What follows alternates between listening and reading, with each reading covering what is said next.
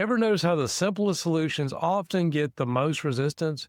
That'll never work. That's the battle cry of contractors stuck in the same money problems year after year.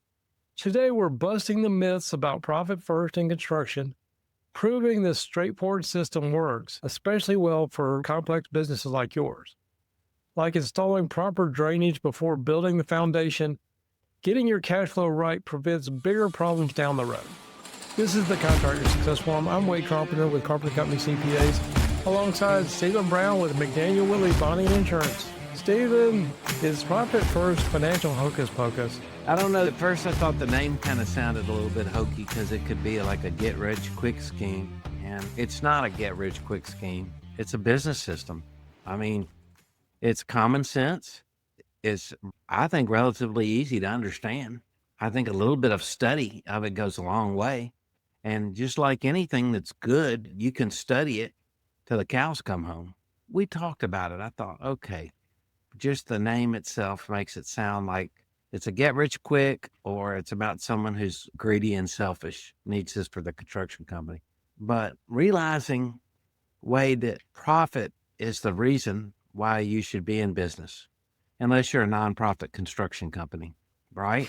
So profit is why you should be in business. The reason you strive for profit, because it's a measuring post that allows you to do what you want to do, what you need to do. So however you look at it, profit is something that needs to be measured. And so many contractors just don't think of putting that profit first, paying themselves first out of their company. We've done so many podcasts on all the reasons why profit first works. What are you hearing main complaints when people are giving you honest feedback about your book right now and what you've done for them? Yeah, so actually this episode was born out of a friend of mine, CPA friend in St. Louis. His name's Tim Fitzgerald. I may send him this episode, but we were on a call together. He read my book. He actually introduced me to one of the books that inspired me to write in this business fable style. It's called The Goal. It's an older book, but anyway, as a traditional CPA, he was basically saying this is hocus pocus. You drank the Kool-Aid, all these people saying what you originally probably thought was some kind of get rich thing. And it's not just drinking the Kool-Aid. I can't think of another industry that needs cash flow advice and some kind of simplistic system to be able to handle it in construction, because cash flow is one of the biggest drivers of business failure in this industry. So that's where this episode was born. And I think especially CPAs like me, first time I heard it, I thought that this is a bunch of crap. I want you to learn job costing and manage your business. And no matter what I said, they still were managing by what was happening in their bank account. And as much as I preached till I was blue in the face, they kept doing it. And so when you put parameters around that, if it's your natural way you're going to handle your cash, then we just need to adapt the system. So again, today is about maybe dispelling some of those myths and giving you my thoughts on drinking the Kool-Aid, I suppose, as he called it. Okay. Let's go back to the profit first business model system. It's too simplistic. It doesn't adapt to reality. Why in the world do all accounting business systems have to be so complicated and have so many moving parts? And to me, you can have someone else tell you how to put together all your accounting system and your spreadsheets and your reports. You can have that information driven by requests from other people like the bonding company and the bank, or you can say, I need these reports to make certain decisions. But either way, it seems to me that you're going to find along your journey running the construction company that things change. They always change.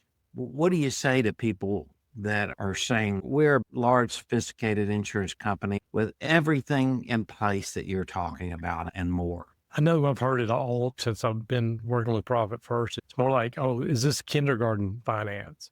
Real businesses don't run themselves this way. And as a trained CPA, I felt the same way. But basically, the simplicity is more of a feature. Let me use an analogy here. This is one that was in the original Profit First, but I think it's relevant here. You know the story of Rick Barry, who was a basketball player in the 70s.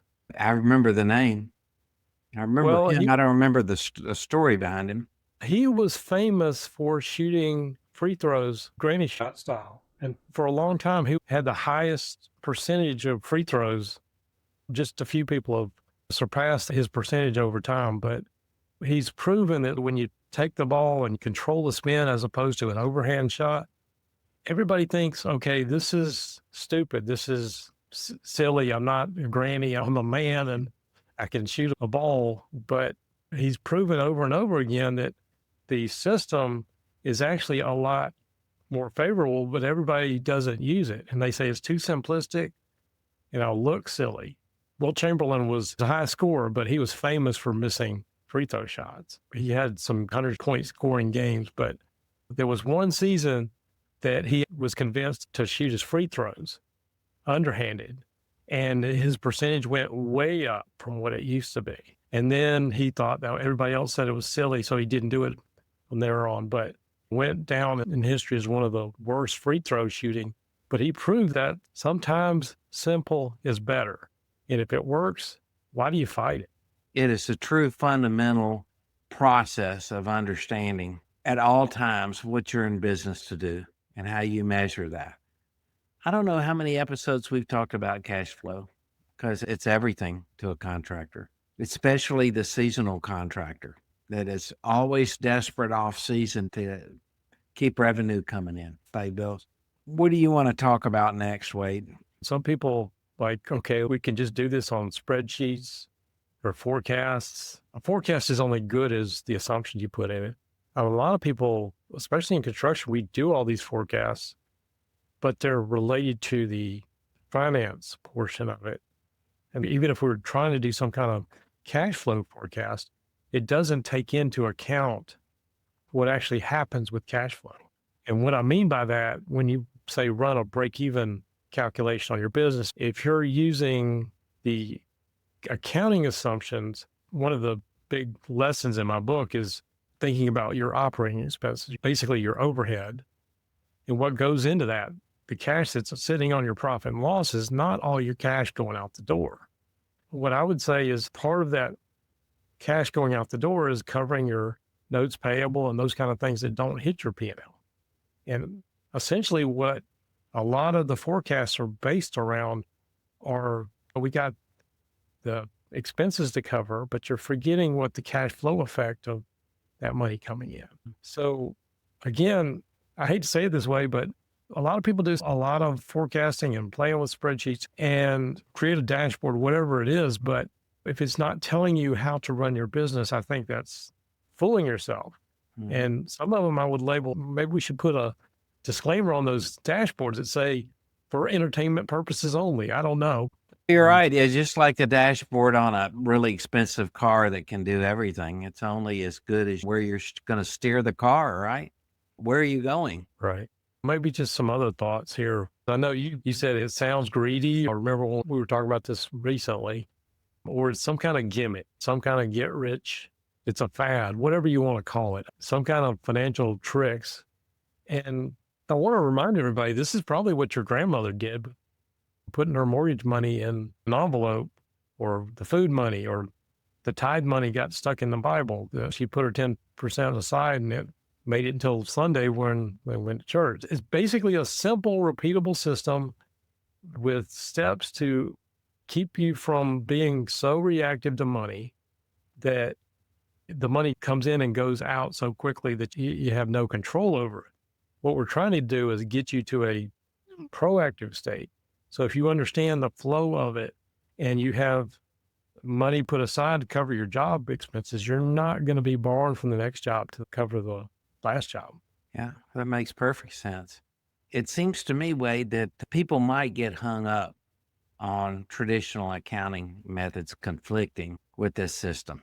And I don't get that. I know you run into it a lot more than I would, but helping a contractor understand where they want to go and putting the systems in place to do that, that's what construction accounting is all about. That's what any accounting is all about. You were telling me about your friend who thought it was too simplistic. But then again, is your friend fighting this because they think this is going to keep them from having a job? Or are they fighting it because they think it's fundamentally unsound? I think goes against everything we're taught as accountants. And if you look at the original Profit First book, there's tons of reviews out there. And the people that trash it are people like me, accountants that don't know how it works, or they don't treat the system right. They don't do the bookkeeping right. And quite frankly, if you don't understand the system and you are relying on QuickBooks bank feeds, you can make a mess of things. But when you treat it right and you understand the system, you get clarity on your cash, and it's not really any harder than any other system. It does not replace your accounting system. It's plugged into your existing accounting system. I'm not telling you to trash your job cost system. You absolutely need that. You need these other financial measures, but you also need to have some control over your cash. Mm-hmm. And that's what the system does. I'm not telling you to throw everything out. We're going to look at job costs differently from the way we would do it for tax or accounting, doing an audit for bonding purposes or something like that. But we're looking at it from the lens of what actually happens in our job costs and getting clarity on what our overhead factor really is in cash. And the final thing that I would say on that is the profitability. When you're looking at profit, we're solving for profit in cash to show up on your balance sheet. So that's a long way to get there. But again, I'm not advocating you throw out your accounting system. You absolutely need your accounting system, but this will put some guardrails around it. It makes a lot of sense, Wade. And I can just say, as a construction accounting CPA such as yourself, having a lifetime of analyzing reports and trying to figure out how contractors stand financially and help them with their problems. Because if I can't help them with their problems, I can't help them get bonding. And if I can't help them get bonding, then I don't get paid. But also, as I get older in the business, I just hate seeing people make the same mistakes over and over again. And it drives me crazy. And what I like so much about Profit First is that it literally is a basis point. It's almost like saying, if you want to go somewhere, you got to figure out whether you're heading north, south, east, or west, and you need a compass first. You are going to start your construction company, or you're already operating one. No matter where you are in this book, you use so many examples of folks that have been in business for many years. And that's not how you measure success. First of all, it's great that you're able to keep your company going for many years, but your way to measure success is for you to measure it. So you may have been in business many years, but you're not measuring the definition of what success is for you, for your company, for your employees, for your clients.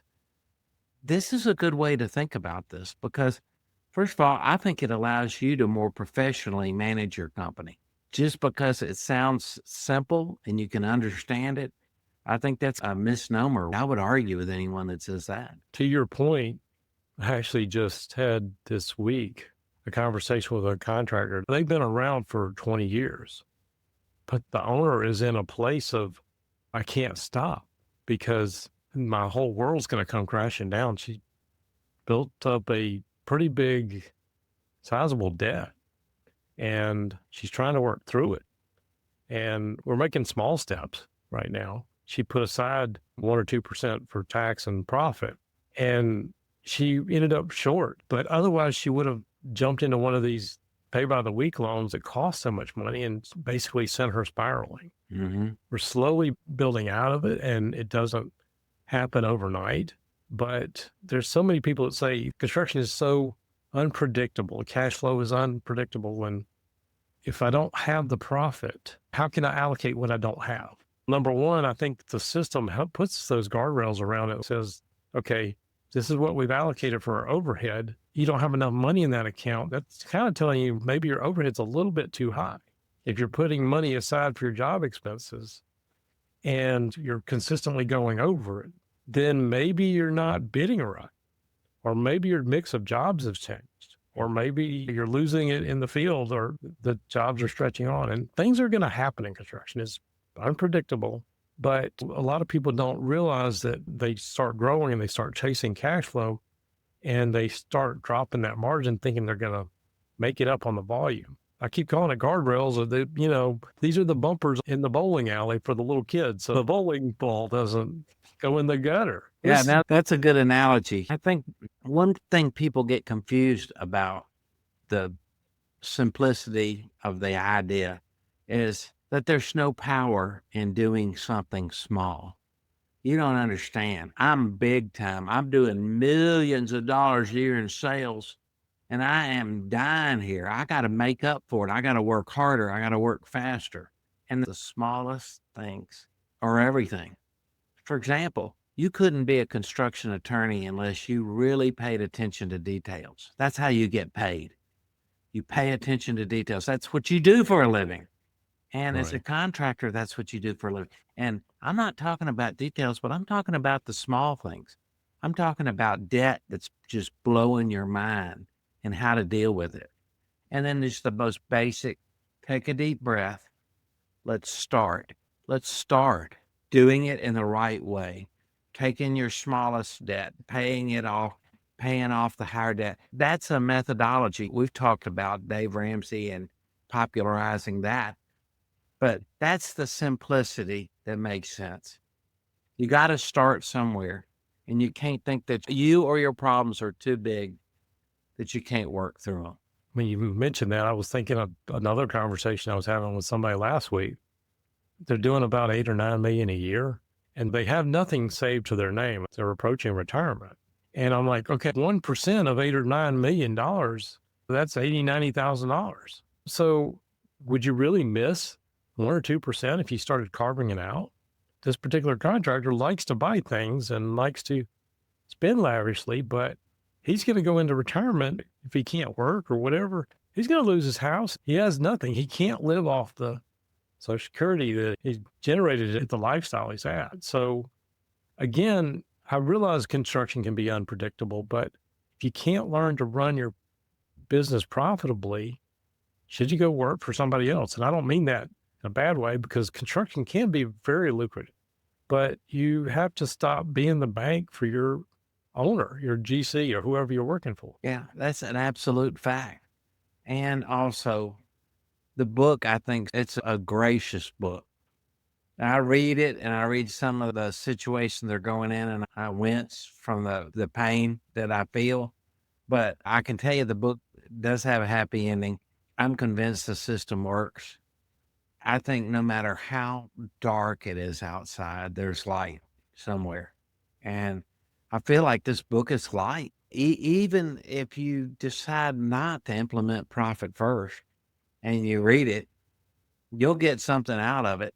Because again, I want our listeners to know that this book you've written is a calling. It's not a get rich quick scheme for you. And that's one thing I appreciate about it so much, Wade. It's more than that. And I hope people can embrace it that way, because you can be critical of anything that you don't try, or you can consider yourself an expert. And when someone comes against the grain with a good idea, like your free throw analogy, I'm going to fight it because that's what I do. I'm the expert. This might be a threat to me or what I teach or do. And I don't see that in any way, shape, or form. And I can't wait for us to start getting feedback from our listeners so we can talk some more about this. I know there's a lot of other objections. A banker's going to think I'm crazy. They're going to think I'm nuts when I go in there and ask for 5 or 6 accounts. First of all, it's not true. And since when do you care? How much does your banker care about you? It's your best friend when you've got lots of collateral and there's absolutely no risk to lending you money that you need. But you turn it back on the other hand, they're a good source of information. And I think you explain to your banker and they don't understand it, then you need to change bankers. It makes a lot of sense. I can't think of any banker that would have a problem with it. I'm sorry, it was your job to debunk that, but I think that's kind of a crazy thought. I tend to agree with you. I've heard that from people, and then I've had people take the book with them to the bank and say, this is what I'm trying to do. I've also had people say, okay, well, the CSR, you just got me a bonus for opening all these accounts. But from your banker, you're trying to get a lot of credit. I mean, one thing in particular, if you're putting money aside for your tax, that's saying to your banker, hey, yeah, we're thinking about this. That's just one way of doing that. And the more you can keep in there, building some equity, that's what it's all about. And if you can read the book first and think about it, you can explain it to your banker and anyone else. To me, that's just it. You buy into something and you go over it with one of your professional advisors and they're against it, then they got to give you good reasons. And I know that we want to hear about it, but what are those reasons? And I think this is a great topic for a podcast, debunking these reasons. What other things you think come up, Wade? I know I've heard the criticism about, okay, Profit First says you're supposed to take all your profit at the end of the quarter. It doesn't say that. It says we're going to make a decision about what to do with profit. And so it's like, okay, well, we're going to just draw the earnings out when we need to grow. That's not the point. It's, if you're deep in debt, you do need some profit to pay off that debt. If you never thought about that, hey, maybe give that a little bit of thought next time you're December 27th and buying that F-250 just to get a tax deduction. Mm-hmm. But what I do find in the ones that are actually in growth mode, they are starting to understand I need this cash to be able to grow to this next level. My revenue doubles, my receivables are going to double. I'm going to have more working capital out there. And whether you say my banker, my bonding company is not going to understand this, the ones I've talked to love the fact that you're building some retained earnings and some liquidity in your business. Mm. And we're trying to build profit in cash. Another issue I see is we get this cash in there, but then I'm going to reinvest it in that truck. And if we're constantly reinvesting, we're not taking anything home. I mean, just using that example I just gave you, you bought that truck on December 27th. By September 5th, you've got 80,000 miles on it. How is that investment looking to you? I think that depreciation on that truck is probably far worse than you having that money in even a simple savings account. Mm-hmm. No, it's a good point. You still got to get around in a truck, but how are you going to do it in the future? And how are you going to be a good steward of the money that's allocated to you to run your construction company? I totally get that. From a bonding company standpoint, if I had a contractor that had this system in place and could show it was working, all the reports and everything a bond underwriter needs to know are there. But here's the main thing. You are not one of those customers. The bond underwriter say, I'll approve this bond, but things are heading in the wrong direction. And if they don't stop, I'm cutting it off. You see, that's one thing they generally don't say to the contractor or the agent. The writing's on the wall. You're going to have a problem. We see it, and we don't want to be a part of that problem. So this is something that's going to be, I think, greatly embraced by the surety industry. And their job is to measure whether you're going to be able to finish a job or you're going to have trouble with the job. And they want to latch themselves to contractors that know what they're doing and get the jobs finished. And then you'd absolutely be amazed what they can do for you, what they're able to do to help you in different situations. Everything from networking to legal advice to all sorts of scenarios. Your bonding company can be one of your best assets. Absolutely. I had a whole list of things I don't think we got to, but any burning questions that we didn't hit today before we wrap up? I don't think so. I think we should do this again with specific questions or concerns that people have either approached you about, or they're telling us when they're reading the book or when they first start implementing the book. I think this is going to be a process, Wade. Again, over 6 or 7 years of teaching this to contractors, a lot of these I've already heard in different forms, and they may say it in different ways. To those out there saying that it doesn't work, well, have you tried it? And again, my first impression of this was, this is crap too. And I read the first version of it, and I've seen contractors stick money aside. And the next thing I know, they just, I got an extra $5,000, I'm going to put it in a savings account. That's not the same thing. So I guess what I would say is, if you're listening to this, give it a shot. It does work. I can show you countless contractors that we've worked with that it does work. So, Stephen, I appreciate you exploring this with us Yeah, I today. mean, the book's $20 on Amazon. I've ordered it and had it sent directly to some customers of mine that I've been talking to about.